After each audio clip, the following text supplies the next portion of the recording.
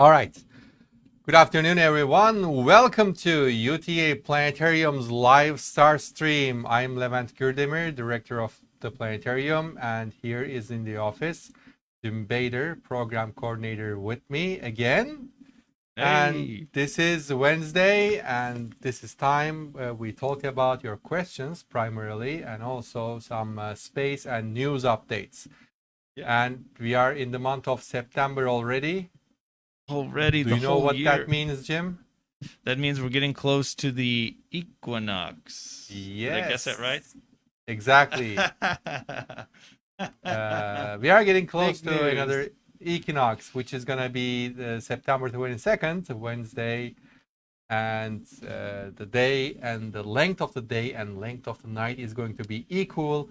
And we are going to write more details to our monthly newsletter, the Starry Messenger.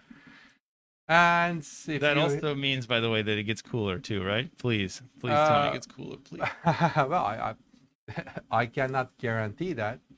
But we are going into nice like fall season. Yeah. You know, we are going to see some probably leaves changing colors. Is it pumpkin spice latte time now? It is gonna be very nice. Hi Lamia, by the way.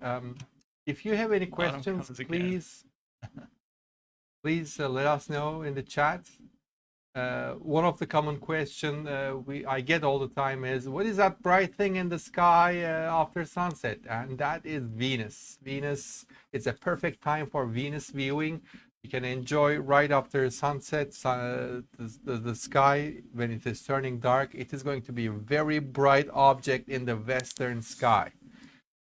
And it is actually a perfect season for planet viewing too, because if you look at the other directions, what's up? East directions, you can also see Jupiter and Saturn, the largest planets of our solar system, which is great. Do you want to do a quick what's up in the sky? Oh, why not? Yeah. Sure. Let me grab that for you. If you can just transport me to the night sky with all the features I have, that would be nice. Yeah, I think it's possible.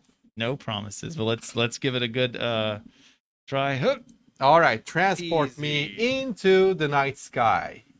Here it is. I can see a lot of constellations, and hey, look at one of my favorite constellations here. That's called Scorpius. You can easily recognize Scorpius from this like curly tail like this. If you turn on the constellation figure, which is bright lines between bright stars, so you can see like this part look like a fish hook or the tail of the scorpion. And if you notice, there is a red star in the center of Scorpius constellation. Well, some stars appear in different colors. They are not all white.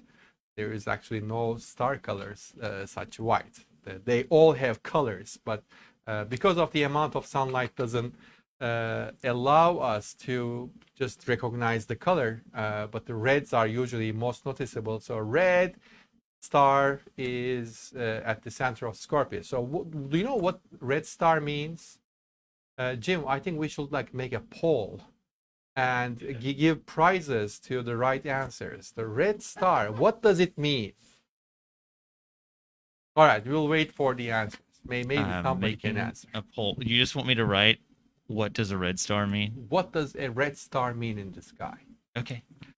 I was actually hearing interesting news this morning on the radio.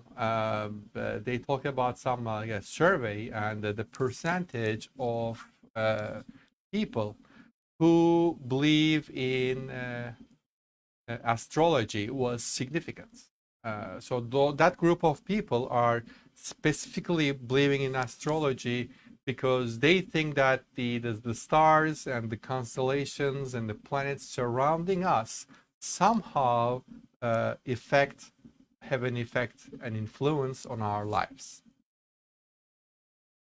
Are you also in the same boat, Jim?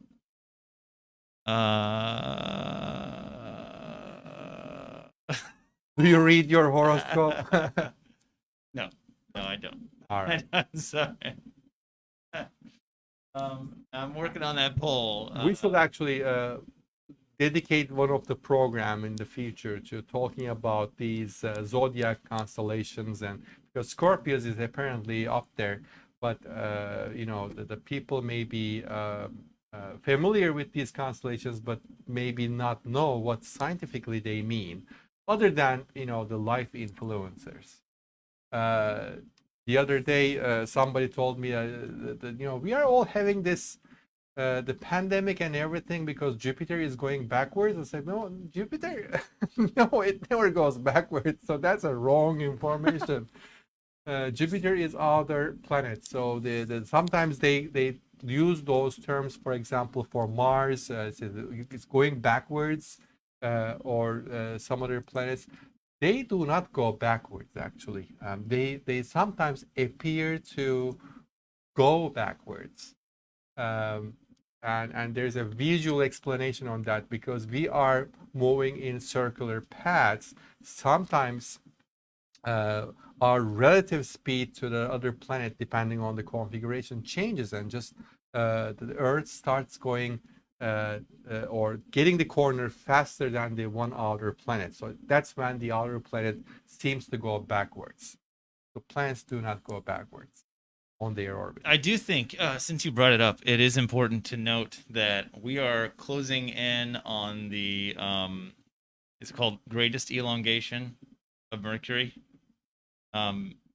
Mercury is, if you wanted to see Mercury in the evening, not super early in the morning, right now is the best time to see it, by the way. You have the planets over your left. Is the stream okay now? Because we have a comment from I checked on that. I don't know what that was, where it came from. All of my statistics say that we didn't lose any frames or anything, but it's possible. All right, let's continue with the night sky. So I promised to show you some of the planets. And for example, right after sunset, what's up in the sky is Venus. And Venus is very, very popular planet. My controls are not working. You have to do this, Jim. I got you. What do you? Absolutely. All right. So I think you already marked the. Yeah, we got Mercury down near the horizon and Venus up higher. All right, Mercury here, right? Venus. Those planets are very noticeable in the sky when you look at them just using your bare eyes. There is nothing to see with the telescope because you cannot see the surface of Mercury or Venus because they are two bright planets. They will always show you a very bright, pretty much it will be looking at a light bulb. So don't look at those with a telescope, but with bare eye, they are great to see.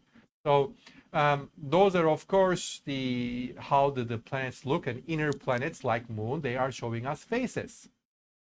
So it is no surprising. Venus is always covered by clouds, and Venus is the hottest planet of the solar system. Here is another maybe poll question, Jim. Why Venus is the hottest planet in the solar system, not Mercury? Mercury is closer to the sun. Shouldn't Mercury get more heat from the sun? But Venus is being the hottest? Anybody thinking here? Hopefully, they're all thinking. All right. So we can answer that if you are wondering too. So all right. So the Venus is the hottest planet and Mercury is here. But what about Jupiter and Saturn? Where are they in the sky? To find out, you need to wait a little longer in the sky, and you need to look into the other direction, which is east. So let's turn our heads to the east direction and see if we can identify Jupiter and Saturn. And remember, Jupiter is the biggest planet in the solar system. Saturn is the second largest planet in the solar system. But there is one important feature for Saturn, which I will explain in a little bit. So Jupiter, we can take a look at Jupiter in a telescopic view. You will see something like this in the sky. One bright thing lower in the sky and one less bright thing a little bit higher in the sky. The lower one is Jupiter and the higher one is Saturn. If you use a telescope, and you don't have to like use a fancy one, even with a small size telescope will reveal Jupiter's surface features. So here you can see brown stripes and white stripes. Those are storm regions on the surface. And here this feature is called Great Red Spot. That is also a giant hurricane storm region. So these storms are so big and continuously going on the surface of Jupiter. So the surface of Jupiter is very dynamic. And here is Saturn. Saturn is famous with its rings. Although Jupiter has a ring too, it is just tiny. We cannot see it from ground-based telescopes, but Jupiter's rings are huge and they are bright because all the ring particles are covered by ice, and ice is very reflective, and the particles are not big, by the way. They are very small particles of dust, mostly dust. And maybe there are some particles like these too, but usually the particles are not very big. Everything is covered by ice, if they are not ice already. And the ice is reflecting a lot of sunlight, so we see the rings very bright. And sometimes you see these like gaps in the rings. Those are not actually gaps, but the less dense regions. And there's a name for like ring A, B, C, D, E. And it goes on. But one of the rings called E ring is actually filled by small particles by a moon around Saturn called Enceladus. And Enceladus have geysers which like bursts ice particles from its surface. And while orbiting Saturn, this moon is just bursting and filling up feeding one of the rings called E ring. So that's also very interesting information about Saturn too. All right. Cool. So, yeah, this is stuff you could definitely see tonight, right? And I mean, maybe not Saturn in the sky like this, but still, you could see it tonight. Exactly. Go and look, find these great planets, and if you have access to a small telescope, then you can enjoy. They look really great. Definitely. Definitely. All right. So Mars is not in the sky, but Mars is on the news. Huge. We missed so much. I feel really, really bad for this. We missed a lot of interesting things happening that we usually were talking about before, that we should have been talking about, but we just had other stuff going on that we needed to get to, or some interruption in the stream. Anyway, but this is really interesting stuff. So Perseverance has been doing a ton of science. Last time that we left off with everyone about Perseverance, I don't know if you remember, Levent, it hadn't even started science yet. The last thing that I said about it on stream was Perseverance is going to start its scientific mission. That was it. So we were just talking about Ingenuity and how it was flying. It's still flying. It's still doing some crazy stuff. The flights have gotten so much longer, but yeah, Mars rover, Levent. Where should we start? Well, I think the most of the engineering accomplishments are done, and the engineering accomplishments are just putting this toy on the ground safely and testing all the equipment connections, and it flew a drone. So those are all engineering, and now I think now it's the time for science, because if you just leave it there, you accomplished a great engineering, but nothing have done for science. Agreed. Well, mostly. There's still some engineering. Let's jump right into some of the more engineering. So, Perseverance primary mission is astrobiology, and it wants to know, was there life there? And Levin, I can just ask you, did we expect to see aliens walking on 2 feet on the surface of Mars? Well, we knew for a long time that that is not the case, because when like actually because Mars is a small planet, and it is far, considerably far. So when we looked at Mars for the first time, and with the technology of telescopes, the picture was very fuzzy, but it was showing some type of like straight lines, vertical and horizontal lines on the surface, which looked like water canals. And Yeah. that excited actually the astronomers, thinking that, oh, there's actually some people living there, and they, for farming, they built Made those canals. canals. And of course, the further observations with better telescopes, especially satellites, revealed that those were not the canals, just the like, I mean, the from fuzzy picture, you can Well, just imagine anything. what It about was War just of the imagination. Worlds, Levant? But That was also, real, right? this is not the first time this Perseverance is taking detailed picture and video.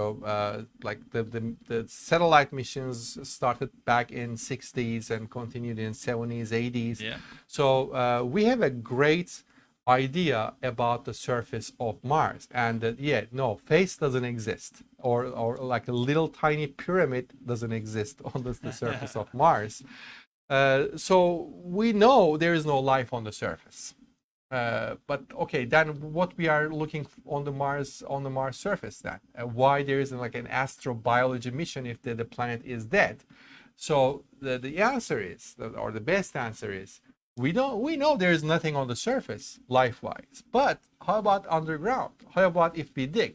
For example, think about our planet, and just go to your backyard and just look around to see if you can see any signs of life.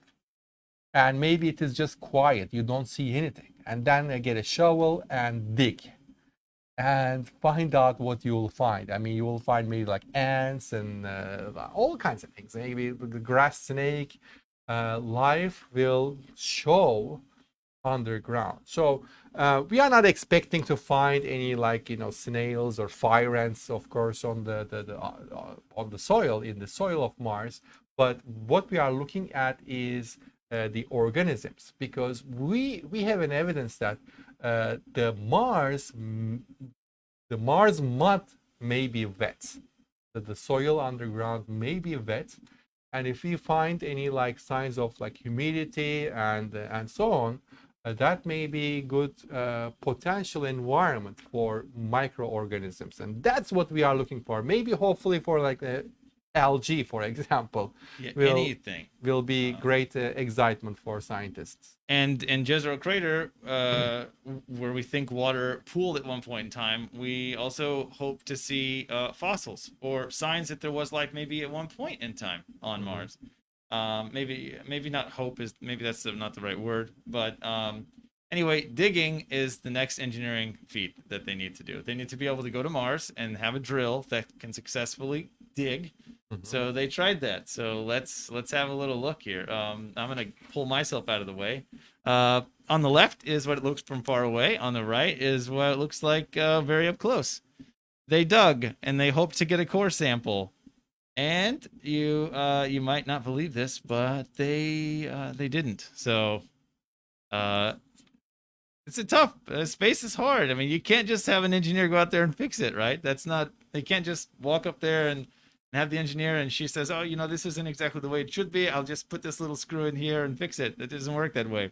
No, it's not. So it's too late. Yeah, If there's anything wrong with the machine. It didn't work. You see two holes here. Let's talk about those. The one closer to Levent's shoulder, it looks a little bit more like an antlion hill to me. That's where the core sample actually did. The one a little farther away is an abrasion testing area. I wonder if this just put the future sample collecting or recovery mission in jeopardy now. It was a good question, and people were really nervous. I had a lot of questions, like, first of all, they did an abrasion test, and they said what the results were. This little dent behind you here, the results were interesting. That's all we got. We didn't get anything else. It was, why was it interesting? And then they did the core sample attempt, and they failed. They didn't get it inside of the vial. So maybe that's why it was interesting. They didn't get a description as to why. They said they tested it on like tons of different types of rocks on Earth, and they didn't have any failures like this at all. So they were a little concerned. What happens next? Like, what are they supposed to do? Which was kind of, it's not funny, but you're like, all you can do at this point is laugh. Here's a close up of the abrasion. This is kind of crazy. They just rub away the rock so that they get a better view of that. Can you believe they brought a compressed like air compressor just so that they can blow all the dust off the air? This seems just hilarious to me. You gotta clean up though. Somebody has to. Yeah, kind of wild. Anyway, and we have some other little pictures of it here. A little farther back. I think you need to slide to your left. I think that's right. That's Here, right? Yes. Yeah, a little longer shot. Anyway, it's failure. tiny. It is. It's time to try again. And before we do that, let's just give it all away. Let's talk about this drill bit. This is crazy to me. They have these pounding bits on either side, and then a core in the center. You can see like how fancy. Also, the pictures of this taken by the mast cam are so detailed, just really detailed. They tried again, and what do you see in there, Levent? I see some dust and sand over here. I see rock. They did it. Here's the confirmed final photo, but they moved the rover a little bit, and they took a core sample, and sure enough, they got what they came for. Great. And it is in a vial. It is closed, and hermetically sealed. It's airtight vial. And yeah, so other things that happened that we missed. This is like the biggest for me. This is the one that I'm just blown away by. This was first scouted out by Ingenuity as it's cruising around, but Perseverance got closer and took a photo. This is Straddle Lines on the surface of another planet. So many questions. Right? I mean, was there water? Was there a ton of water? Was there less water? Do you think could it have just been sand and wind that did this, Levent? Well, I think it will require further analysis by geologists, but there's always strong evidence for water in the past. We showed that evidence with showing different rocks, like spongy rocks on the surface. So those spongy rocks, we only know one process to make them, and that's if they are like exposed under especially flowing water, they exist. So that's why Mars is interesting, because Mars is showing us a lot of signs, and who knows where we are right now on the surface of Mars. Maybe that area was covered by a big ocean or a river in the past that resulted in that type of formation. Yeah, it's certainly something else. I pulled you out of there instead of me. If you want to slide over to where I was, right behind your head is where they successfully pulled it out of a regular old rock this time. They didn't play around.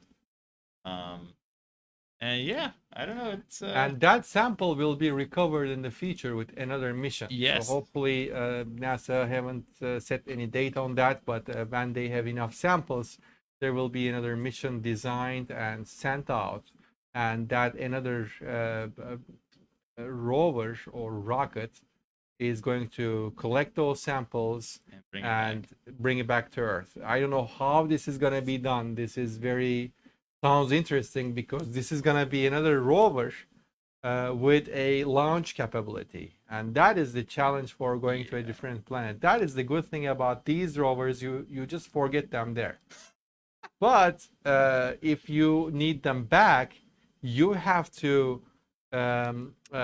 they have to piggyback a launch pad with them, and this was the case for Apollo spacecraft. If you remember from the 60s, the piggybacked, or just it was actually the on the front nose, attached on the front nose, a launch pad, looked like a trampoline, but it was just set on the moon surface and had the necessary equipment to launch back. Of course, you don't need so big launch pad because the gravity is less, but for Mars, for example, that's going to be significant. I don't know how they are going to do it. It will be very interesting to know how, because that will be for the first time, right? For the first time, something will launch from the Mars surface and come back to Earth if they design it. Yeah. Well, something already did launch from. What is this thing doing? Something already. It's cruising. Seen anything it's from that helicopter? Ingenuity event has been going crazy. I want to show this image. This is just unbelievable. So you can probably help me point this out. Way up here at the top in the green line, you can see that Ingenuity made some tiny little flights early on. And we left everyone off here, which is the end of flight number 8. If you want to point that one out. And then flight 9, as you can see, was longer than all of it combined. So we didn't even get to talk about this gigantic flight that it took, over really high, over little ridges. Just incredible. And now it's going ahead and taking photos of where Perseverance needs to go, and what Perseverance should be expecting to see, where it should drill next. They're working like a real scientific pair on the surface. Just like as designed. Yeah. Well, I mean, designed, the engineers were like, we hope, I mean, this, there was no plans for real science, like written down for Ingenuity. This is a proof of concept. Does it work? And then if it works, we'll use it. But it's really just, does it work? And it worked. And now, now they're working in tandem. And just like our planet, all the planets have longitudes and latitudes. So there is a coordinate system for all the planets, so we can identify where exactly it is. So it is in the 18 degrees close to the equator region. Yeah. And for latitude, we need to know, I don't know where the reference point is. Where's Greenwich is the reference point for Earth. We consider it 0, right? And for Mars, apparently some geological surface or feature was selected as 0. That's a really good question. I wonder where they chose. Did they choose that area for? We've got to get that answered for next stream, I think. Yes, this is something I don't know either. I need to look it up. Curious about this, but if you know the answer, please write in the chat. Yeah, let us know. I'm certainly curious to know about it. Anyway, other news, Levent. I don't want to pop on screen and cover your face up completely, but here you can come. Yeah. There's plenty of room in here. Other news. NASA has, along with ESA and Ariane, officially set a date for James Webb Space Telescope. You know how skeptical I am about that telescope. That's why I brought it up. We agreed to do an event for them. Just letting everybody know, we plan on doing an event for James Webb Space Telescope. And the NASA reached out to us and said, when are you guys going to do it? And I felt like, why are you asking me? You should be asking yourself. When are you guys going to launch this rocket? Because, I mean, it was supposed to launch 10 years ago, right? Even more than that. So we said, we did it 10 years ago, but it just Hasn't launched and yet. it kept postponed. The technical problems and budget problems and world economic crisis and a lot of things happened. And every time they were actually like waiting for an opportunity to cancel. So we really need to see that telescope in space because, you know, Hubble is old telescope now. Yeah. The Hubble is a great telescope still in surface. That's amazing. But the Hubble is way over than its planned But also, lifetime. Hubble gave us lots of questions, right? Exactly. And those questions were, hey, maybe we shouldn't necessarily be only looking in visible light. We need That's to... why actually that was the justification of James Webb because you know, when Hubble was launched, before Hubble was launched, there was a big fight in the Congress, and a lot of people were saying that was a waste of money because they were thinking that and they were expressing that while we have great telescopes on the ground, why do you need a smaller one in space? It was not easy to answer that question before Hubble, but after the launch of Hubble and after taking the picture of the universe or how Hubble seen the universe, raised a lot of questions because we seen a lot of things that we haven't seen before the Hubble.